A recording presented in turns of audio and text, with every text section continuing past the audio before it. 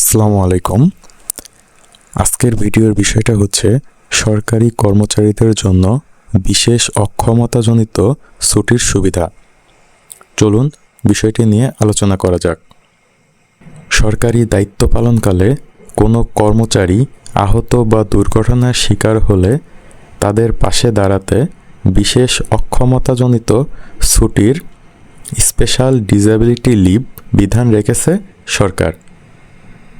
Bangladesh service rules BSR এবং নির্ধারিত ছুটির বিধিমালা 1959 এর আওতায় এই বিশেষ সুবিধা ব্যবস্থা রয়েছে।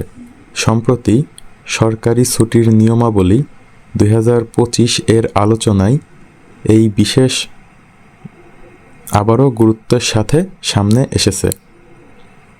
তো অনেকের মনে প্রশ্ন থাকতে পারে, বিশেষ অক্ষমতাজনিত ছুটি কী? তো এটি হচ্ছে সরকারি কোনো কর্মচারী যদি তার ওপর অর্পিত দায়িত্ব পালনকালে অথবা পদের কোনো উদ্ভূত কোনো পরিস্থিতিতে আঘাতপ্রাপ্ত হয়ে অক্ষম হয়ে পড়েন, তবে তাকে এই ছুটি প্রদান করা হয়। এটি সাধারণত অর্জিত ছুটির বাইরে একটি বিশেষ সুবিধা। তো এই ছুটির শর্ত ও মেয়াদকাল কীরকম হয়? বিশ্লেষণে দেখা গেছে এই ছুটি মঞ্জুর করার ক্ষেত্রে কয়েকটি নির্দিষ্ট নিয়ম কঠোরভাবে অনুসরণ করা হয়। যেমন, এই ছুটি কেবল মেডিকেল বোর্ডের সার্টিফিকেটের ভিত্তিতেই মঞ্জুর করা যায়। মেডিকেল বোর্ডের পরামর্শ অনুযায়ী যে সময়ের জন্য অক্ষমতা নির্দিষ্ট করা হবে সেই সময়ের জন্যই ছুটি কার্যকর হবে। দ্বিতীয়ত, একজন সরকারি কর্মচারী তার পুরো চাকরি জীবনে এক বা একাধিকবার এই ছুটি নিতে পারেন, তবে মোট ছুটির মেয়াদ কোনোভাবেই 24 মাস বা 2 বছরের অধিক হবে না। আবেদনের সময়সীমা সাধারণত দুর্ঘটনা বা আঘাত পাওয়ার 3 মাসের মধ্যে আবেদন করা হয়, তবে উপযুক্ত কর্তৃপক্ষ সন্তুষ্ট হলে এই সময়সীমা শিথিল করতে পারেন। এই ছুটির সবচেয়ে বড় সুবিধা হলো এটি কর্মচারীর মূল ছুটি হিসেবে থেকে বিয়োগ করা হয় না। তো এখানে বেতন ও অন্যান্য সুযোগ সুবিধা কি? বিশেষ অক্ষমতাজনিত ছুটিকালীন সময়ে বেতন প্রদানের ক্ষেত্রে বিশেষ নিয়ম রয়েছে। প্রথম 4 মাস পর্যন্ত পূর্ণ গড় বেতনের ছুটি ভোগ করা যায়। পরবর্তী সময়ের জন্য অর্ধ গড় বেতনের ছুটি পাওয়া যায়। তো এখানে একটা বিষয় হচ্ছে কারা কারা এই সুযোগ সুবিধাটি পাবেন।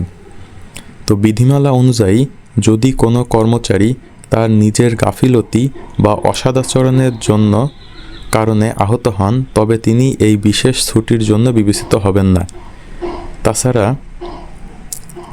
চাকরি থেকে বরখাস্ত বা শাস্তিমূলক ব্যবস্থার মুখে থাকা কর্মচারীদের ক্ষেত্রেও এই নিয়ম প্রযোজ্য নয়।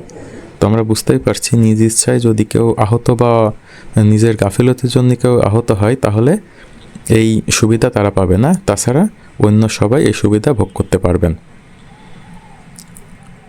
তো এইখানে একটি চার্ট আছে যেখানে আপনার কি কি ছুটির অক্ষমতাজনিত ছুটির বিষয়ে বলা আছে।